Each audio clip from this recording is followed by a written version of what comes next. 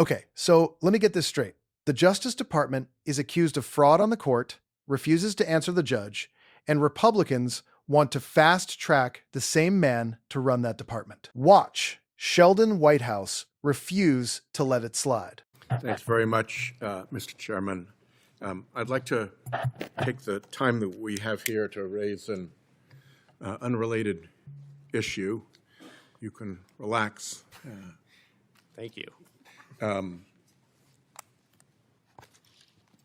We, as a committee, considered the nomination of an individual named Emil Bovee to go on to the Third Circuit Court of Appeals. At the time that we did so, there was a pending proceeding in federal court, an inquiry into whether Mr. Bovee and others had committed contempt of court. That proceeding was stayed by an order by two Trump appointees on the D.C. Circuit.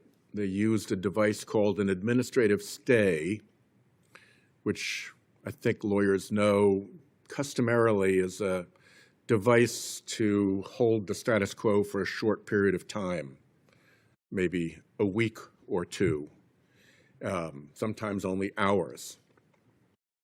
The two Trump appointees kept this administrative stay in place for 4 months. And it was during that period of the stayed contempt proceeding involving now Judge Bovee that this committee put him through his confirmation and sent him to the floor. I think in ordinary circumstances, we would have said, wait a minute, there's a contempt proceeding pending against this individual. We should find out about that before we put him on a circuit court of appeals. But these are not ordinary times.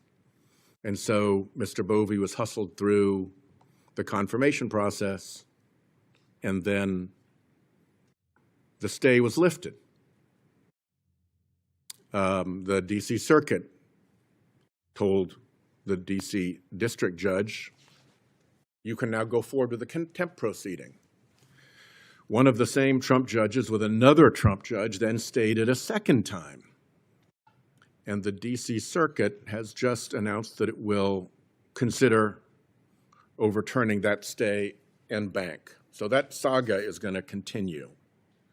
But I don't think it was a high point in the Judiciary Committee's history to put a candidate through the confirmation process with a contempt of court inquiry undecided. Now we're moving forward into Todd Blanche and his potential confirmation as Attorney General of the United States.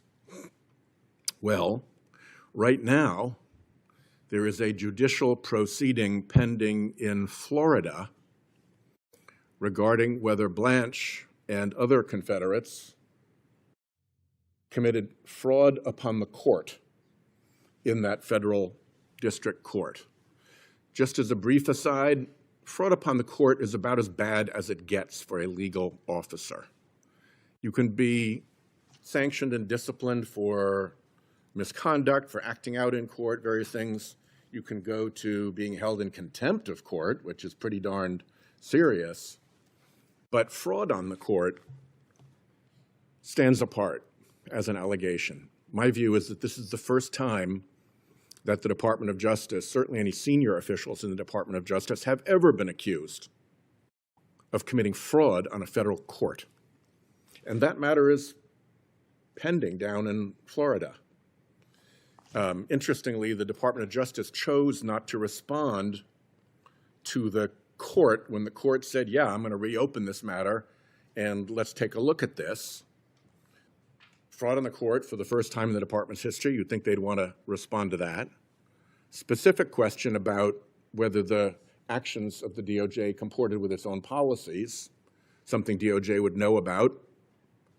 And then what about a defense memo offered by the client, the Internal Revenue Service? Again, something the DOJ would know about. And the gravamen of the issue is collusion, which takes two people on both sides of the case. So only the lawyers for Trump, his personal lawyers, answered. Despite all of those apparent invitations from the judge, the DOJ didn't answer. So we have no sense yet of what's going on. It looks like Judge Williams is going to continue that investigation. But I just think, bad as it was, to confirm a nominee to a Circuit Court of Appeals while a contempt of court inquiry was pending against that exact individual, it would be just as bad, if not worse, to go forward with Blanche's confirmation while a fraud on the court inquiry is pending against him. We have asked for documents related to that first episode, and I am asking again because we don't get a response out of the Department of Justice when we ask for documents.